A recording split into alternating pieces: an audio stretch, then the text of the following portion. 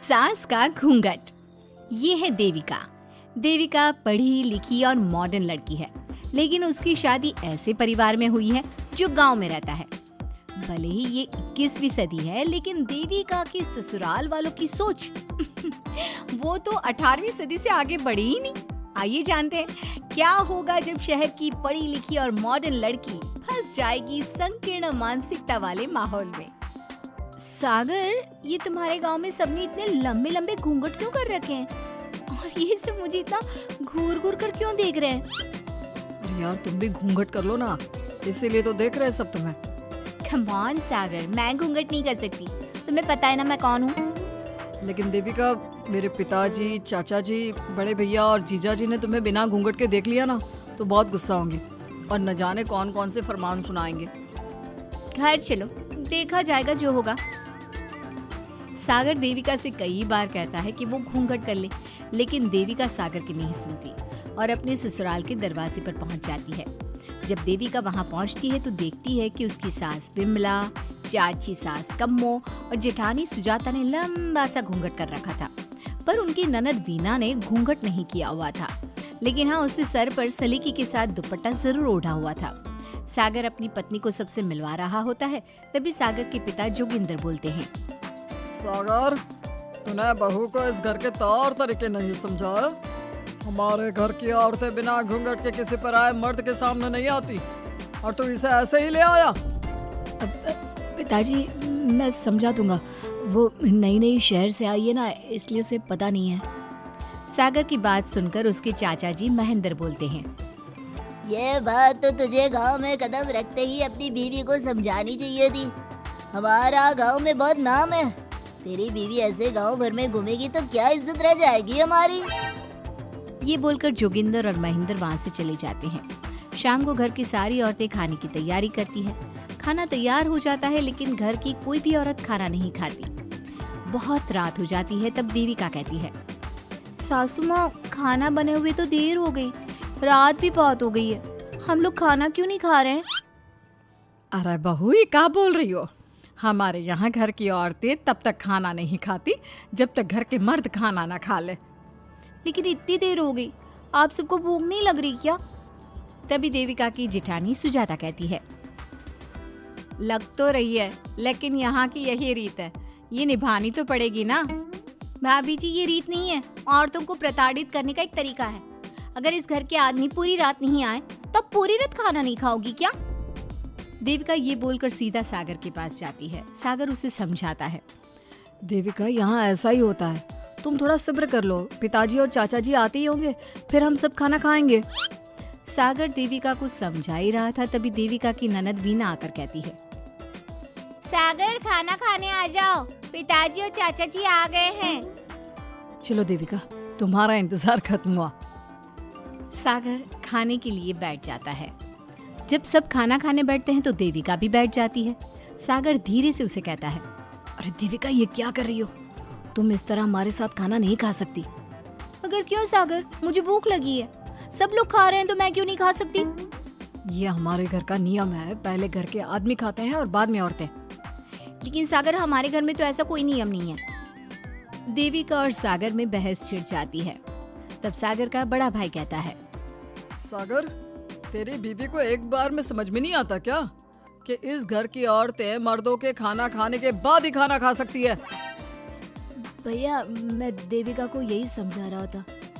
मुझे तो लग रहा है कि इसके दिमाग में कोई बात ही नहीं बैठती एक बार में।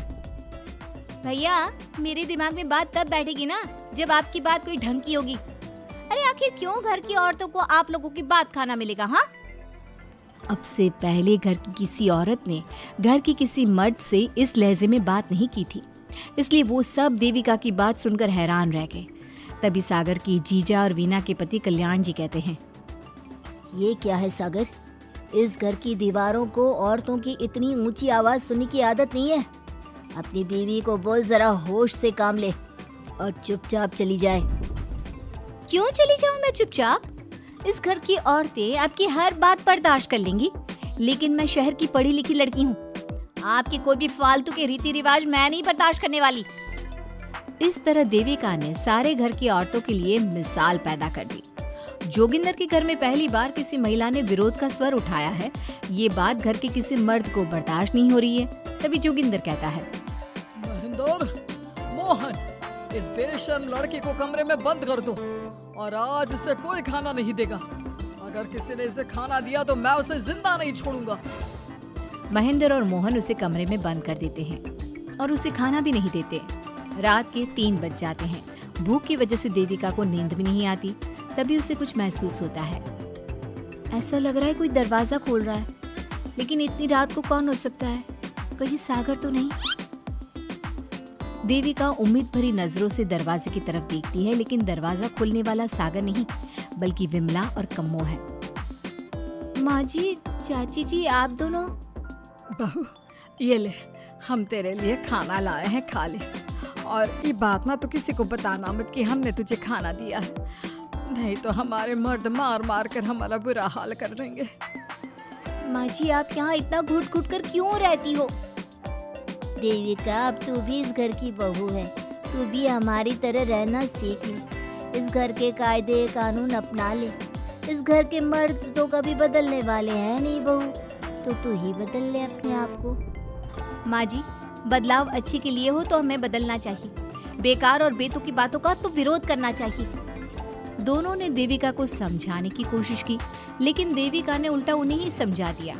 इसी तरह एक दिन देविका किसी बात पर जोर जोर से हंस रही थी। तभी देविका की सास विमला ने उसे टोकते हुए कहा, अरे बहू, तू इतनी जोर जोर से क्यों हंस रही है? हमारे घर की औरत इतनी जोर जोर से नहीं हंसती।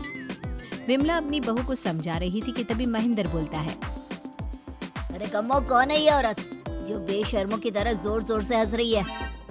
तभी कम्मो और देविका बाहर आ जाती हैं। जी जी जी, वो मैं हंस रही थी चाचा जी। अब आप लोग हंसने पर भी पाबंदी लगाओगे क्या? तुम जैसी बदतमीज लड़कियों से मैं बात नहीं करना चाहता, लेकिन कान खोलकर सुन लो, इस घर की औरतें इतना जोर जोर से नहीं हंसती। और हाँ, तुम्हें पहले ही बता चुके हैं कि इस घर की दीवारों को औरतों की तेज आवाज सुनने की आदत नहीं है। इस घर की दीवारों को आदमियों की ऊंची आवाज सुनने की आदत है, लेकिन औरतों की नहीं। चाचा जी, आपके घर की दीवारें तो बहुत दोगली है। हर पाबंदी औरतों के लिए क्यों चाचा जी? औरतें ये नहीं कर सकती, औरतें वो नहीं कर सकती। औरतें सांस ले सकती है या उस पर भी पाबंदी है? चुप हो जाना बहू, मत बोल और घूंघट कर ले। ये तेरे चाचा ससुर है, थोड़ा तो लिहाज कर। कम्मो के समझाने पर भी देविका चुप नहीं होती। वो महेंद्र से ऐसे ऐसे सवाल पूछती है जिनका जवाब उसके पास होता ही नहीं। महेंद्र गुस्से से सागर को आवाज देता है। महेंद्र की आवाज सुनकर घर के सभी आदमी बाहर आ जाते हैं। जी जी चाचा जी, आपने बुलाया?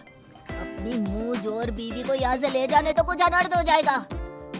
क्या हुआ चाचा जी? तेरी बीवी जिस तरह से मुझसे बात कर रही है, छोटे बड़े की तमीज नहीं है इसे। कम से कम 7 दिन तक ये कमरे से बाहर नहीं निकलनी चाहिए। अगर इसे मैंने कमरे से बाहर देख लिया तो किसी की खैर नहीं, समझे? पर मैंने कुछ गलत नहीं बोला। सागर, जो सच है मैंने वही कहा है। देविका, चलो मेरे साथ। लेकिन सागर, मेरी बात तो सुनो। सागर देविका को वहाँ से ले जाता है। इसी तरह से कई दिन बीत गए। अब देविका अपने ससुराल में हर गलत बात का विरोध करने लगी, लेकिन जितना ज्यादा वो विरोध करती, उसके ससुराल वाले उस पर उतना ही ज्यादा अत्याचार करते। अब देखना यह है कि देविका अपने ससुराल वालों के अत्याचार को यूं ही सहती रहेगी। क्या उसके ससुराल में घूंघट में औरतों का दम इसी तरह घुटता रहेगा? अगर आप इन सवालों के जवाब जानना चाहते हैं ना, तो हमें कमेंट करके जरूर बताइएगा। और हमारी स्टोरी को लाइक, शेयर और चैनल को सब्सक्राइब करना ना भूलें। तो हमें उम्मीद है कि आपको हमारी ये कहानी पसंद आई होगी। कृपया हमारे चैनल को सब्सक्राइब करें और सभी अपडेट्स के लिए बेल आइकन जरूर दबाएं। और हाँ, वीडियो लाइक और शेयर करना मत भूलिएगा। Bye bye.